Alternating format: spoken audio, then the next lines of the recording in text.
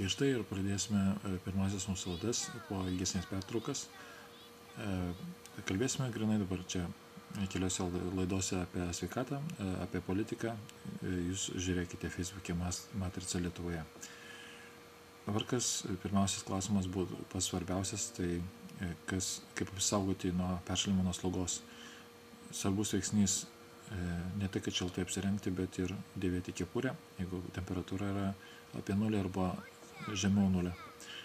Smegenys yra gana didesnės gerokai už riešutą ir jas reikia prižiūrėti. Net jeigu ir tarp ausų yra siūlas, vis tiek jisai gali nuo peršalimo susitraukti ir nutrūkti. Todėl ausis paskiau gali nukristi. Tai čia kas dėl šviesiaplaukių merginų, kurios saugo plaukus nuo susiribalavimo ir nedėvi kepurių šaltumo metu. Tai pirmiausias lengvas būdas susirgti ir turėti slogą. Kaip įsigyti nuo slogos?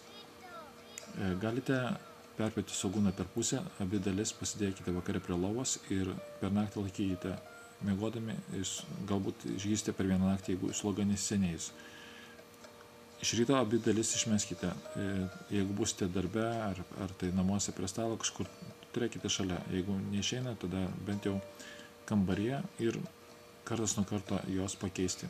Perpjaunat per pusę, atvertą dalimi paliekat šalia savęs, kad oras prisigertų svogūno kvapo ir paliekat. Aišku, tai galbūt kažkam tai bus nemalonu, bet tai vienintelė normali liaudiška priemonė, nekainuojanti labai daug pinigų ir efektingai gydanti. Antras dalykas, kaip išvengti slogos, užsibuvimo arba kad jinai neužsibūtų nosį. Jeigu prasidėjo jausti, kad nosies ertmės rado daug skysčio, tai ženklas, kad jumyse per daug skysčio, tai skysčio perteklius, kaip sakydavo Vidūnas, tai pirma proga slogai atsirasti.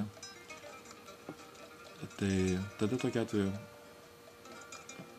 pasilenkite į priekį, prieš tai pasivilkite šiek tiek veidą šaltu vandeniu, paskui pasilenkite į priekį, palenkit galvą į kairę, taip kaip būtų jinai paguldyta ant pagalvės, paspaudžiat apatinę dešinę šnervę su dešinės rankos nykščiu ir išpučiat. Vieną kartą tiesiog, ar 2 kartus ten į nosinę ar servetėlę. Paskiau taip pat pasukot galvą į dešinę, užspaudžiat apatinę kairę šnervę su kairės rankos nykščiu ir išpučiat pro dešinę šnervę. Šitokiu būdu išnypštė nosis turinį, jūs nepaliekat nieko po odą, niekas nenueina į smilkinius, į kaktą ir niekas nespaudžia, niekas nespraksi jums, ausis neusikemša ir viskas išeina lauk, maksimaliai viskas išeina lauk, kiek ten išeina. Jeigu nosis nėra dar laisva, galite dar kartą pasivilkite šalto vandeniu ir vėl padarykite tą procedūrą. 1-2 kartus. Visą laiką, kada atsiras nosyje kažkas tai, šnipštė būtent tokiu būdu. Vieną šnervę prispaudę, laisvoji lieka viršui, palenkėt galvą šonu, pakreipėt ir šnipštėt. Jeigu esat lauke, bent jau taip darykit, gal nereikės pasilenkti į priekį, kad keistai neatrodytumėt, bent jau tada galvą pasukit šiek tiek. Tai sudaro didelį spaudimą ir niekas nelieka po odą. Tai viena iš problemų, kur žmonės neteisingai, kada šnipščia, savo prisišnipščia ir prailgina slogos buvimo laiką ir taip pat gali savo sukelti ir sinusitą laiko bėgant. Nereikalingas spaudimas po odą ir taip toliau. Dar vienas dalykas, kaip išvalyti nosį, kada jau stipri sloga ir nėra kur dingti, jūs galite padaryti tai per 10-15 minučių. Reikalingi 2 puodeliai karšto sūdyto vandens, 2-3 arbatiniai šaukšteliai druskos į kiekvieną. Padarot vieną puodelį, išmaišot ir pabandot su nosim gerti. Užspaudžiat vieną šnervę su ranka ir pabandot su nosim gerti, kad nebūtų karštas plikinas vanduo, bet maksimaliai šiltas. Įtraukėt su šnervė, su kairiaja, pavyzdžiui, šnervė įtraukėt tą vandenį, užspaudžiate, geriat tiek, kad pasiektų vanduo gerklę. Paskiau spaudžiat visiškai nosį ir atleidžiat prieš tai užspaustą dešinę šnervę. Ir pabandykit išleisti vandenį pro kitą šnervę, kadangi aukščiau nosėje yra ertmė, kuri jungia ir kairę ir dešinę šnervę. Dar kartą įtraukėt tiek vandens, kad pasiektų gerklę, aišku, gali tekti ir paspringti iš karto ir taip toliau. Čia normalu, pirmą kartą pradedant, jūs nežinosite, kiek tai daryti, bet įtraukėt tiek, kad pasiektų gerklę ir užspaudžiat tą pačią šnervę, pro kurią gėrėt ir stengiatės palenkę galvą išleisti tą įtrauktą turinį pro kitą šnervę. Išgėrę šitokiu būdu per nosį vandenį visą puodelį, jūs turėtumėt pabaigoje pasiekti tokį rezultatą, kad vanduo jau bėgs pro kitą šnervę. Iš lėto varvės, bet jau varvės. Paskiau kitą puodelį gerkit su dešiniąja šnerve, įtraukėt, užspaudžiat ir išleidžiat vandenį pro kairę. Dar kada įtraukėt, užspaudžiat ir išleidžiat pro kitą šnervę. Kada įsivalys šitas ertmės, jūs pradėsite kvėpuoti šaltą gaivų orą. Ir tuo pačiu šitą procedūrą faktiškai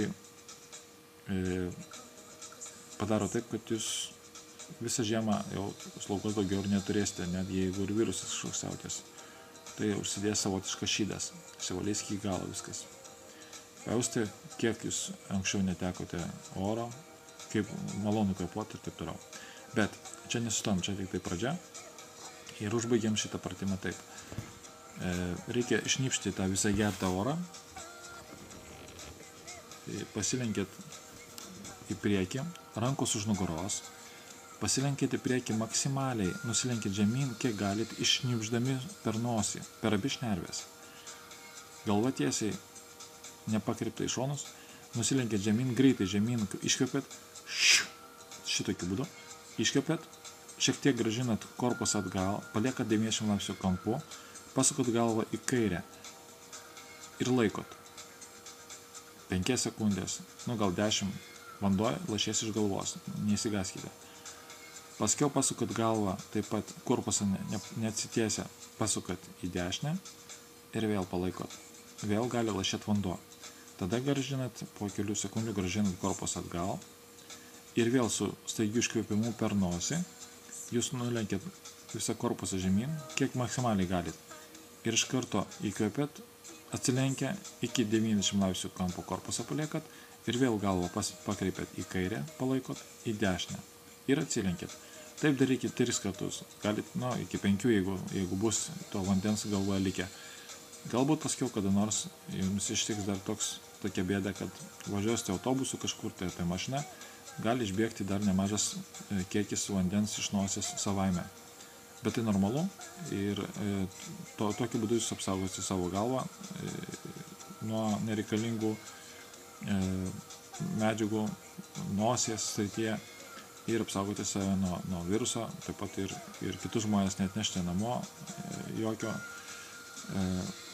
jokių negandų. Ir tokiu būdu, jeigu turėsite ir didesnius vaikus, vaikai taip pat gali padaryti tą patį. Tai tiek apie nosį. Kitoje laidoje pakalbėsime apie akis, kaip per savaitę mesti akinius, nes tai irgi apgaulė, tai didelis biznis. Ir jeigu žinosite, kaip tai padaryti, jūs per savaitę maždaug išvysite savo akies obuolio 6 raumenis ir jie, kada jau bus sustiprėję pakankamai, jūs galėsite nusimti akinius visam laikui. Tai bus sekanti laida apie akis ir regėjimą. O šį kartą mes baigime, sveikiname su jumis ir primenu, kad visa kas ne politika bus kalbama čia YouTube, o apie politiką kalbėsime Facebook'e. Likite sveiki, čia buvo Matrica Lietuvoje. Iki pasimatymų.